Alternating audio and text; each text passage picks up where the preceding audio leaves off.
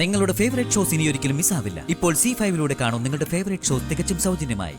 അവള് ഭീഷണി മുഴക്കിക്കോട്ടെ, നമ്മളത് ഒരു ചെവി കൂടി കേട്ട് മറു ചെവി കൂടി പുറത്തേക്ക് വിട്ടു, അത്ര തന്നെ. അതല്ലമ്മേ പ്രശ്നം. സാവിത്രിയുടെ സ്വഭാവം അവള് മീനാക്ഷിക്ക് സ്വസ്ഥത കൊടുക്കോ? മീനാക്ഷിയുടെ അടുത്ത് സാവിത്രിയുടെ അഭ്യാസം ഒന്നും ചെലവാവില്ല. ഒന്ന് അങ്ങോട്ട് കൊടുത്താ രണ്ട് മീനാക്ഷി തിരിച്ചു കൊടുക്കും. ഞാൻ പറഞ്ഞത് അതല്ല. എല്ലാം ശാന്തമായും സമാധാനമായും നടക്കണമെന്ന എന്റെ ആഗ്രഹം. മോള് പറഞ്ഞു വരുന്നത്? എന്തായാലും മീനാക്ഷിക്ക് നമ്മൾ കൊടുക്കാൻ നിശ്ചയിച്ചതാ ആ പണം. അത് നമുക്കങ്ങ് കൊടുത്തേക്കാം. അത് മീനാക്ഷിക്കുള്ളത് തന്നെയാ, പക്ഷേ അതിപ്പോ കൊടുക്കാൻ പറ്റില്ല.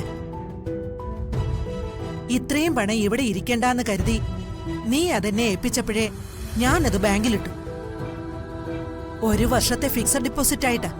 ഇനി 1 വർഷം കഴിഞ്ഞ് അത് എടുക്കാൻ പറ്റൂ. മോള് വിഷമിക്കണ്ട, ആ പണം മീനാക്ഷിയുടേത് തന്നെയാ. വേണമെങ്കിൽ അതിന്റെ പാസ്ബുക്ക് നമുക്ക് സാവിത്രി ഏൽപ്പിക്കാം. അതൊന്നും വേണ്ടമ്മേ, ഞാൻ മറ്റൊരു കാര്യം ആലോചിക്കാം. അമ്മ എനിക്ക് തന്ന സ്വർണങ്ങളെല്ലാം ബാങ്കിന്റെ ലോക്കറിൽ ഇരിക്കല്ലേ? അതെടുത്ത് മീനാക്ഷിക്ക് കൊടുത്താലോ? അതും മീനാക്ഷിക്കുള്ള തന്നെയല്ലേ? അത് കൊള്ളാം.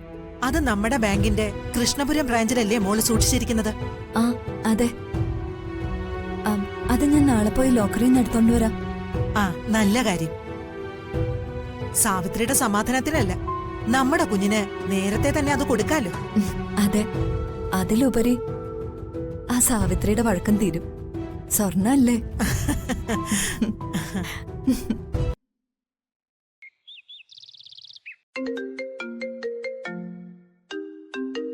സാവിത്രിയ, എന്തോ ഒരു ഗുഡ് ന്യൂസ് ഉണ്ടല്ലോ.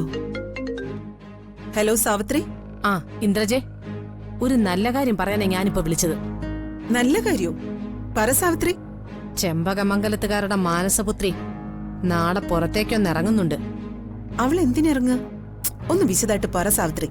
അവൾ ഇറങ്ങുന്നത് പണ്ട് അമ്മ അവൾക്ക് കൊടുത്ത പരമ്പരാഗത സ്വർണങ്ങൾ ബാങ്കിലെ ലോക്കറിൽ നിന്ന് എടുക്കാനാ. അതെന്തിനാ ഇപ്പൊ ബാങ്കിൽ നിന്ന് എടുത്തിട്ട്? അതെടുക്കുന്നത് മീനാക്ഷിക്ക് കൊടുക്കാനായിരിക്കും. പക്ഷേ സ്വർണ്ണാഭരണങ്ങളുടെ ഏക അവകാശി വാസ്തവത്തിൽ ഞാനല്ലേ?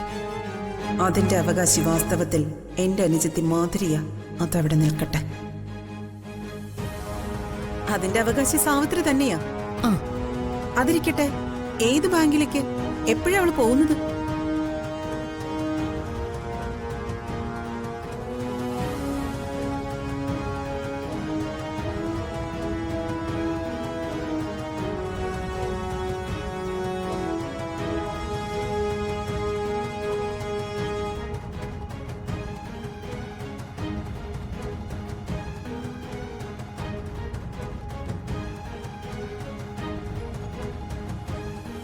ബാങ്കിലേക്ക് വരുന്ന നന്ദിനി തിരിച്ച് ചെമ്പകമംഗലത്തേക്ക് വരില്ല.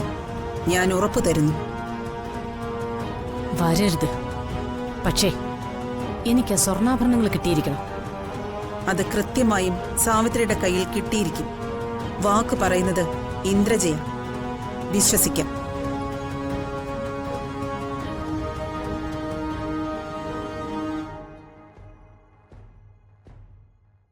ഡൗൺലോഡ് ചെയ്യൂ C5 ആപ്പ്. കാണൂ എല്ലാ എപ്പിസോഡുകളും സൗജന്യമായി.